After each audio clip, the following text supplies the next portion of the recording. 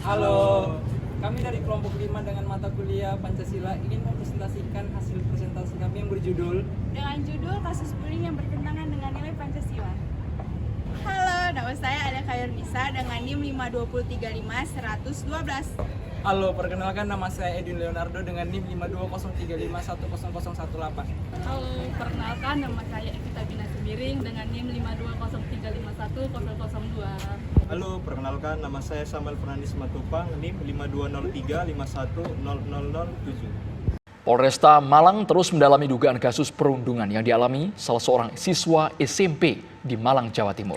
Sementara itu korban masih menjalani perawatan intensif dan pemulihan trauma di rumah sakit. Polresta Malang telah memanggil 10 orang saksi untuk mendalami kasus dugaan perundungan atau bullying yang menimpa MS, siswa SMP Negeri 16 Kota Malang, untuk dimintai keterangannya.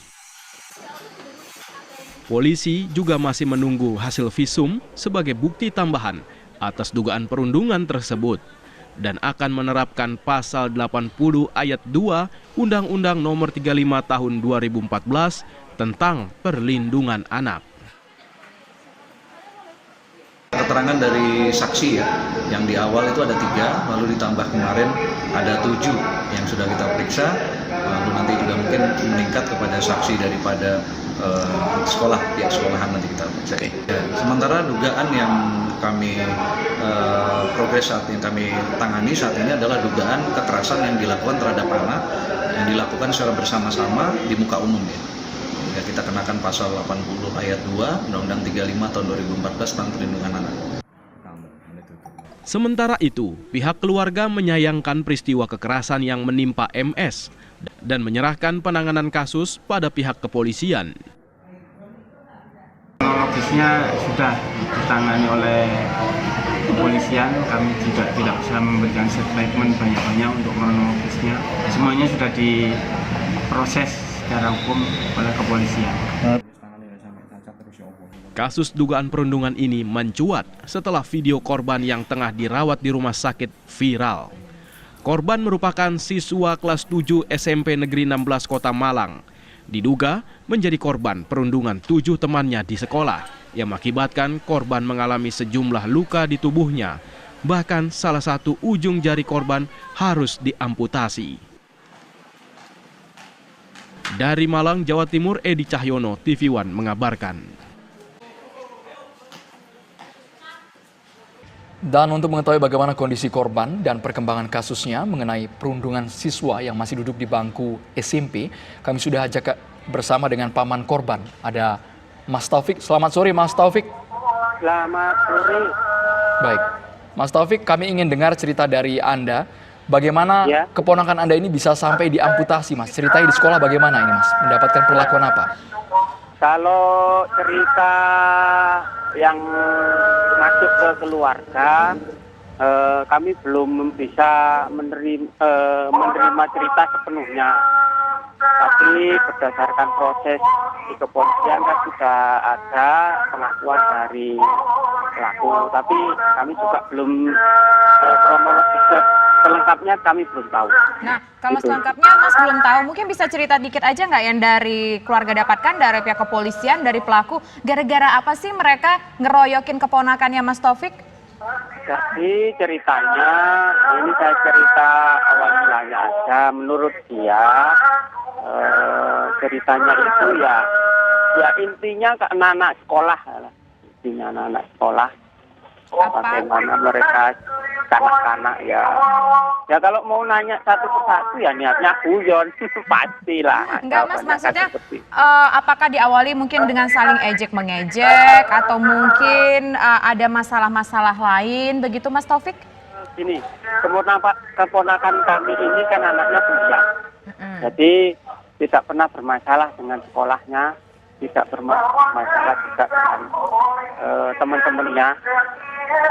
Dia sekolah dengan normal seperti biasa, tetapi ya kami tidak tahu bagaimana pergaulannya. Tapi yang setahu kami dari keluarga, keponakan kami ini anak pendiam. Baik. Dia aktif di kegiatan sekolahnya malahan. Mas Taufik, Meskipun pendiam Mas, tapi ini kan Mas Taufik tadi mengatakan guyon. Guyon tapi dampaknya fatal sekali ini Mas, membuat cacat permanen keponakan Anda Mas. Iya. Ya, apa yang terjadi dengan keponakan kami, ini keponakan kami ini adalah korban. Jadi korban di sekolahnya, dan kami tidak harus ngurus secara hukumnya. Ini kan sudah dilakukan amputasi. Jadi fokus kami sebagai keluarga ini memulihkan fisiknya. Saya enggak urutan-urutannya peristiwanya bagaimana. Kami fokuskan ke perawatannya aja karena kasihan psikisnya. Setelah diamputasi itu ya nangis terus soalnya. Jadi kami harus memulihkan itu. Baik, terima kasih Mas Taufik atas informasinya bersama kami di program Kabar Petang. Harapannya agar keponakan Mas Taufik bisa segera kembali pulih, Andro ya. Kasus bullying dianggap sebagai pelanggaran sila kedua Pancasila karena hak dan martabat seseorang tidak dihargai, di mana seorang individu diperlakukan tidak setara dengan individu lain, menganggap dirinya lebih baik dalam segi tertentu. Individu tersebut bersikap sewenang-wenang dan tidak adanya perilaku saling mengasihi antar sesama.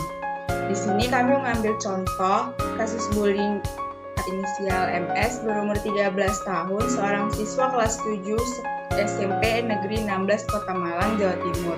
Diduga menjadi korban bully oleh sejumlah temannya, bahkan 2 ruas jari tengah MS terpaksa diamputasi akibat tindakan temannya. Potong berhenti ya.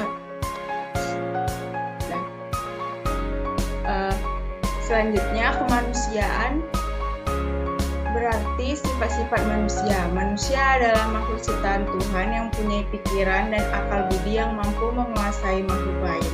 Keadilan merupakan suatu sifat di mana kita berpihak kepada yang benar, tidak memihak atau bersebelah. Sedangkan keadaban berasal dari kata adab yang punya arti budaya.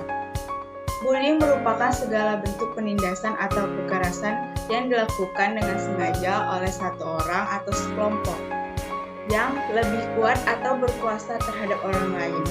Bullying juga bisa dikatakan sebagai tindak kejahatan karena banyak dampak buruk yang diterima secara mentalnya tidak kuat.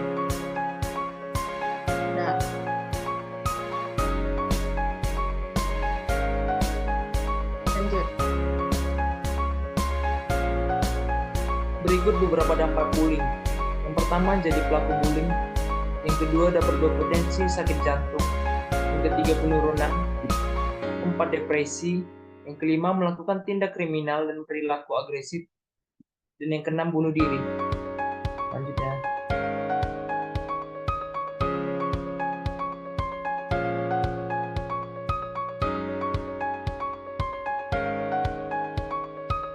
Di sini dapat kita lihat beberapa penyebab tindakan bullying. Yang pertama, kurang perhatian.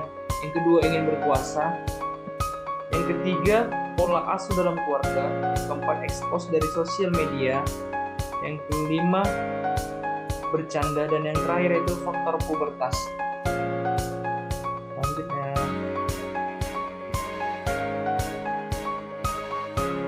Hubungan dengan Pancasila, sila kedua. Pada sila kedua kemanusiaan yang adil dan beradab, dalam kasus bullying tidak mencerminkan kesadaran sikap maupun perilaku yang sesuai dengan nilai-nilai moral dan tuntutan hati nurani, dan tidak ada juga rasa saling menyayangi dan mencintai antara sesama manusia. Perilaku bullying telah merendahkan terhadap korban perilaku bullying ini bisa masuk dalam perilaku pelanggaran HAM dan sangat tidak sesuai dengan nilai-nilai Pancasila kedua serta nilai-nilai keislaman.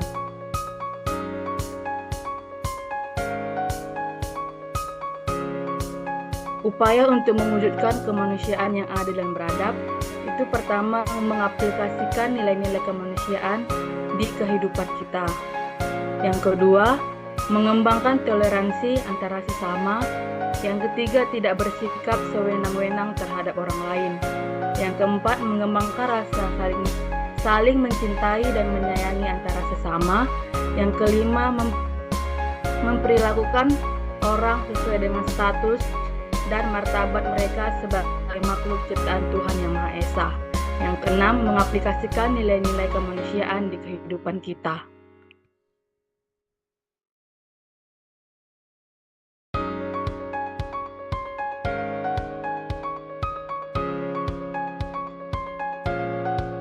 Ada beberapa solusi dalam pencegahan bullying. Yang pertama, bekali anak dengan kemampuan untuk membela dirinya sendiri. Kedua, bekali anak dengan kemampuan menghadapi beragam situasi tidak menyenangkan.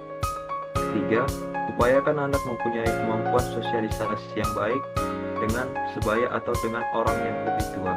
Keempat, beritahukan anak kemana ia dapat melaporkan atau meminta pertolongan atas tindakan kekerasan yang ia alami.